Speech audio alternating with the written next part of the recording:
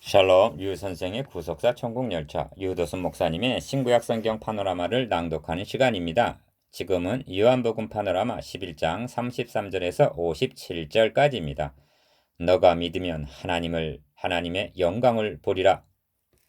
첫째 단은 33절에서 40절 통분히 여기시고 민망히 여기심. 둘째 단은 41절에서 46절 나사로야 나오라. 셋째 단은 45절에서 57절 유월절과 죽이려는 모의. 앞문단에서 나는 부활이여 생명이라 하고 25절 선언하신 주님은 본문단에서는 이 선언을 너가 믿으면 하나님의 영광을 보리라 하십니다. 여기에 중심점이 있는 것입니다.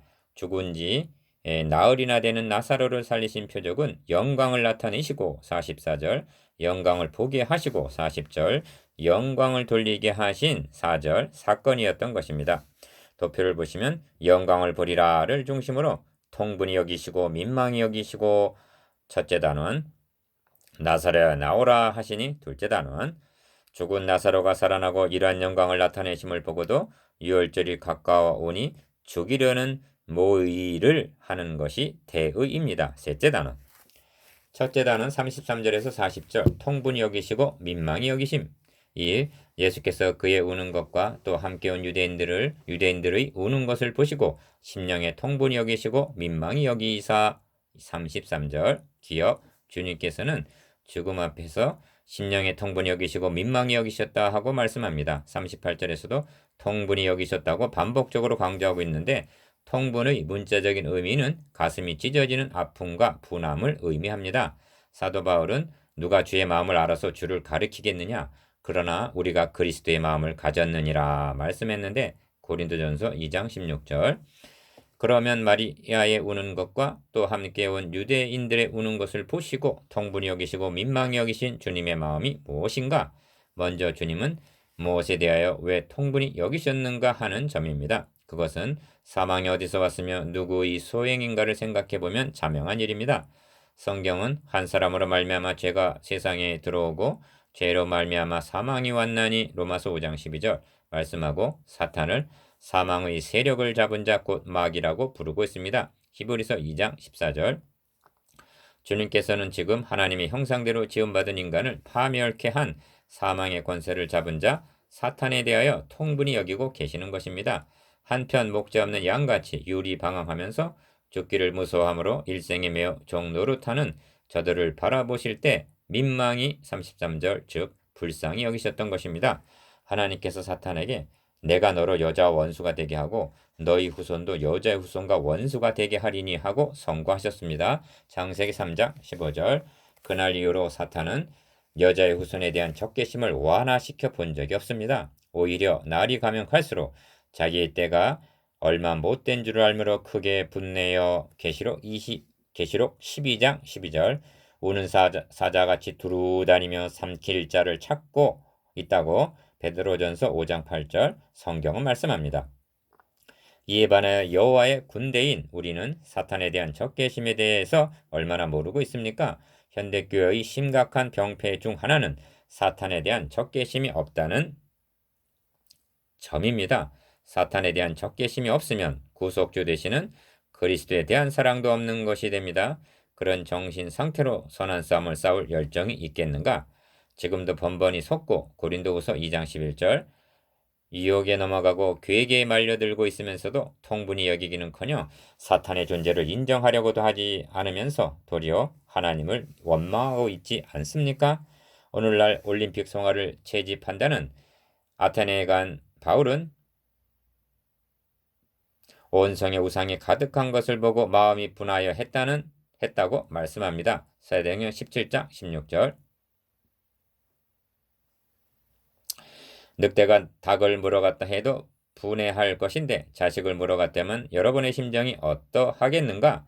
주님은 나사로의 죽음 앞에서 오는 모습을 보시면서 이처럼 통분히 여기고 계셨던 것입니다. 주님께서 통분히 여기시고 민망히 여기신 마음이 제자된 우리에게도 있어야 마땅합니다. 니은 가라사대 그를 어디 두었느냐? 가로되 주여 와서 보옵소서 하니 예수께서 눈물을 흘리시더라. 34절에서 35절 잠시 후면 살리실 나사로의 죽음 앞에서 눈물을 흘리심은 감상적인 눈물이 아니라 통분히 여기시고 민망히 여기신, 그는 실로 우리의 질고를 지고 우리의 슬픔을 담당하신 눈물이었던 것입니다. 이사야 53장 4절. 주님은 이때와 멸망당할 예루살렘에 대해서와 겟세마네 동산의 기도, 이렇게 3번 눈물을 흘리셨는데, 그러므로 본문의 눈물은 나사로의 죽음에 대한 감상적인 눈물이 아니었던 것입니다. 지긋 이에 유대인들이 말하되 보라 그를 어떻게 사랑하였는가 하며, 그중 어떤 이는 말하되 소경의 눈을 뜨게 한 이 사람이 그 사람은 죽지 않게 할 수 없었더냐 하더라. 36절에서 37절. 이에 예수께서 다시 속으로 통분히 여기시며 무덤에 가시니 무덤이 굴이라 돌로 막았거늘 예수께서 가라사대 돌을 옮겨 놓으라 하시니 그 죽은 자의 누이 마르다가 주여 죽은 지가 나흘이 되었음에 벌써 냄새가 나나이다. 38절에서 39절. 기어 예수께서 가라사대 내 말이 너가 믿으면 하나님의 영광을 보리라 하지 아니하였느냐 하신데 40절. 11장은 죽음의 장이 아닙니다. 죽음, 썩는 냄새, 눈물, 애곡, 통분이라는 바위 틈으로 빛이 새어 나오듯이 찬란하게 빛나는 또 다른 말씀을 대하게 되는데, 그것은 영광이라는 단어입니다. 영광이란 언제나 하나님과 결부되어 사용됩니다. 절망의 무덤 앞에서 너가 믿으면 하나님의 영광을 보리라 말씀하십니다. 4절에서 이미 이 병은 죽을 병이 아니라 하나님의 영광을 위함이요 하나님의 아들로 이를 인하여 영광을 얻게 하려 함이라 말씀하셨습니다. 11장에 영광이라는 말이 3번이나 등장합니다. 주님은 모든 사람들이 싫어하고 두려워하는 죽음을 가지고도 영광을 나타내시고 43절 영광을 보게 하시고 40절 영광을 돌리게 하시려는 것입니다. 4절 죽음과 영광, 즉 죽음이 죽음으로 끝나는 것이 아니라 영광으로 승화케 하는 것을 가능케 한 것이 부활이요 생명 되시는 예수 그리스도의 십자가의 승리였던 것입니다. 둘째 단은 41절에서 46절 나사로야 나오라. 3. 돌을 넘겨 놓으니 예수께서 눈을 들어 우러러보시고 가라사대. 41절 상반절. 주님께서 나사로의 죽음을 통하여 나타내시고자 하는 의미와 목적이 그의 기도 중에 나타나 있습니다. 기여 아버지여 내 말을 들으신 것을 감사하나이다. 항상 내 말을 들으시는 줄을 내가 알았나이다. 그러나 이 말씀하옵는 것은 둘러선 무리를 위함이니 곧 아버지께서 나를 보내신 것을 저희로 믿게 하려 함이니이다. 41절 하반절에서 42절. 주님의 기도는 크게 2마디로 되어 있습니다. 첫째로 내 말을 들으신 것을 감사하나이다. 항상 내 말을 들으시는 줄을 내가 알았나이다 하고 기도 응답에 대한 감사입니다. 이 점은 주의 제자된 우리들에게도 적실성이 있습니다. 왜냐하면 우리가 하나님 앞에 기도로 나아갈 수 있는 것은 자신이 자격이나 공로가 있어서가 아니라 전적인 주님의 공로를 힘입어서요 예수 그리스도의 이름으로 기도하기 때문입니다. 그런데 우리는 어떠한가? 항상 내 말을 들으시는 줄을 확신하고 감사하고 있는 것이 아니라 듣지 아니하시고 주지 아니하시는 인색하신 하나님인 양 여기고 있는 것은 아닙니까? 이는 변명의 여지가 없는 불신앙인 것입니다. 둘째로 이 말씀하옵는 것은 둘러선 무리를 위함이니 곧 아버지께서 나를 보내신 것을 너희로 믿게 하려 함이니이다 하십니다. 즉 너희로 믿고 그 이름을 힘입어 생명을 얻게 하려 함이란 말씀입니다. 20장 31절. 과연 저들은 이 표적을 통해서 믿게 될 것인가? 4. 이 말씀을 하시고 큰 소리로 나사로야 나오라 부르시니 죽은 자가 수족을 배로 동인 채로 나오는데 그 얼굴은 수건에 쌓였더라. 예수께서 가라사대 풀어놓아 다니게 하라 하시니라. 43절에서 44절. 기억. 자, 무엇이 입증이 되었습니까? 아버지께서 나를 보내신 것을 저희로 믿게 하려 함이니이다 하신 기도 내용이 증명이 된 것입니다. 주님께서는 너가 믿으면 하나님의 영광을 부리라 하지 아니하였느냐 하셨는데 영광을 나타내셨고 영광을 보게 하셨습니다. 이제 남은 것은 이를 통해서 예수님이 하나님께서 보내신 그리스도이심을 믿고 하나님께 영광을 돌리는 일입니다. 니은 마리아에게 와서 예수의 하신 일을 본 많은 유대인들이 저를 믿었으나 그 중에 어떤 자는 바리새인들에게 가서 예수의 하신 일을 고하니라. 45절에서 46절. 그렇다면 백성의 지도자요 하나님을 가장 잘 믿는다고 자부하던 대제사장들과 바리새인들의 반응은 어떠할 것인가? 저들이 진정 하나님을 사랑하는 자인가? 5장 42절. 하나님의 뜻을 행하고자 하는 자인가? 7장 17절. 하나님께 속한 자인가? 8장 47절. 아니면 저들의 아비가 마귀인가의 8장 44절 여부가 백일하에 드러나게 될 것입니다. 이 점에서 우리가 생각할 점은 오늘날도 이처럼 기사와 이적을 통해서 하나님의 영광을 나타내시고 보게 하시는가 하는 점입니다. 이 점에서 망각해서는 아니 될 점이 있는데 그것은 나사로의 기적이 예수가 누구신가 하는 것을 드러내는 표적이라는 점입니다. 우리에게는 예수가 하나님의 아들 그리스도시라는 충족된 계시인 성경이 주어졌습니다. 이 성경 안에는 하나님께서 친히 증거하심도 있고 표적을 통한 증거도 있으며 목격자들인 사도들의 증언도 다 들어있습니다. 실로 모자라거나 부족함이 없습니다. 이제는 이 충족된 말씀을 통하여 예수님이 하나님의 아들 그리스도이심을 믿음으로 영생에 이르게 되는 것입니다. 그때는 표적을 보고 믿었으나 이제는 말씀을 통해 믿으며 그때는 봄으로 믿었으나 지금은 예수를 너희가 보지 못하였으나 사랑하는도다. 이제도 보지 못하나 믿고 말할 수 없는 영광스러운 즐거움으로 기뻐하니. 베드로전서 1장 8절라고 한 믿음으로 사는 길이 열린 것입니다. 이는 흔히 말하는 하나님의 능력을 제한해서가 아니라 표적에 대한 의미와 목적의 문제인 것입니다.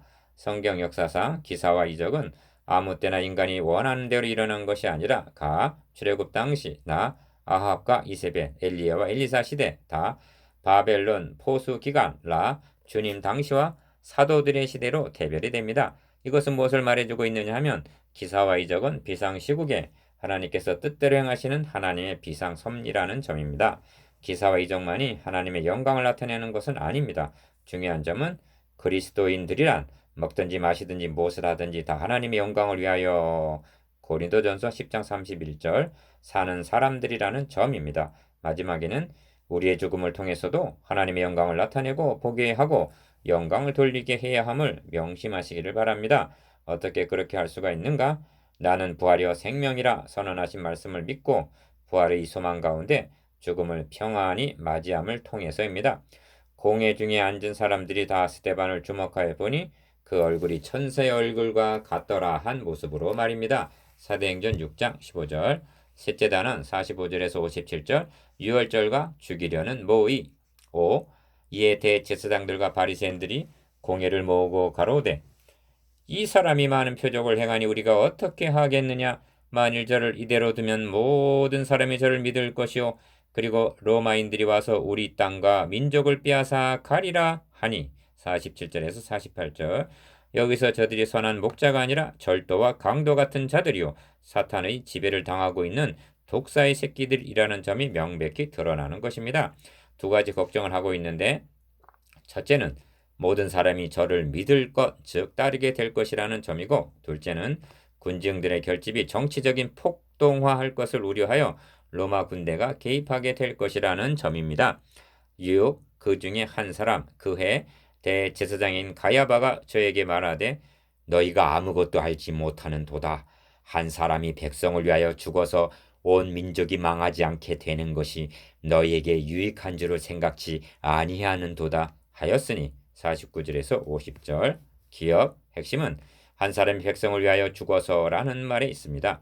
가야바는 이 말을 악의적으로 말하였으나 요한은 악을 선으로 바꾸어 이 말은 스스로 함이 아니요 그해 대제사장이므로 예수께서 그 민족을 위하시고 또 그 민족만 위할 뿐 아니라 흩어진 하나님의 자녀를 모아 하나가 되게 하기 위하여 죽으실 것을 미리 말하 이러라 51절에서 52절 즉 부지 중에 많은 사람의 대속 제물이 되실 것을 증거한 것이라고 해설해주고 있습니다. 7. 이 날부터는 저희가 예수를 죽이려고 모의하니라.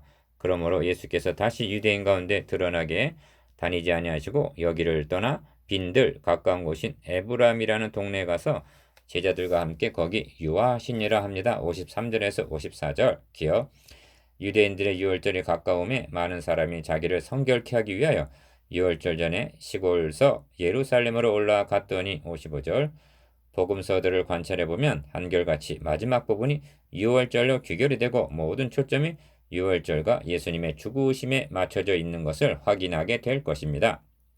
가. 예수님께서는 유월절에 맞춰서 예루살렘으로 올라가시고 나. 대적들은 유월절이 가까움에 대제사장들과 서기관들이 예수를 무슨 방책으로 죽일고 하고 누가복음 22장 1절에서 2절 분주히 움직이고 다. 주님께서는 내가 고난을 받기 전에 너희와 함께 이 유월절 먹기를 원하고 원하였노라 하십니다. 누가복음 22장 15절. 초점이 유월절로 모아지고 있다는 점은 예표로 보여주신 출애굽의 기사에서 이미 보여주신 바입니다.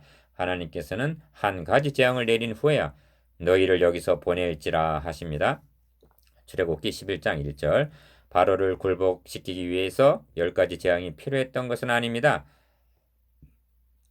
저들이 바로의 노예에서 해방이 될 수 있었던 것은 오직 유월절 어린 양이 피해 있었다는 점을 드러내기 위해서 강조점을 유월절로 몰아가셨던 것입니다. 그렇게 하신 후에 표징을 너희 아들과 너의 자손의 귀에 전하게 하려 함이라 명하십니다. 출애굽기 10장 2절. 주님께서 다시 오실 때까지 우리가 자손의 귀에 전해 주어야 할 점이 우리 죄를 위하여 죽으시고 다시 사신 십자가 사건입니다. 니은 저희가 예수를 찾으며 성전에 서서 서로 말하되 너희 생각에는 어떠하뇨? 저가 명절 유월절에 오지 아니하겠느냐 하니 이는 대제사장들과 바리새인들이 누구든지 예수 있는 곳을 알거든 고하여 잡게 하라 명령하였음이러라. 56절에서 57절 묵상해 봅시다. 1. 주님께서 통분히 여기시고 민망히 여기신 마음에 대해서 2. 나사로를 살리신 표적의 의미에 대해서 3. 너가 믿으면 하나님의 영광을 보리라에 대해서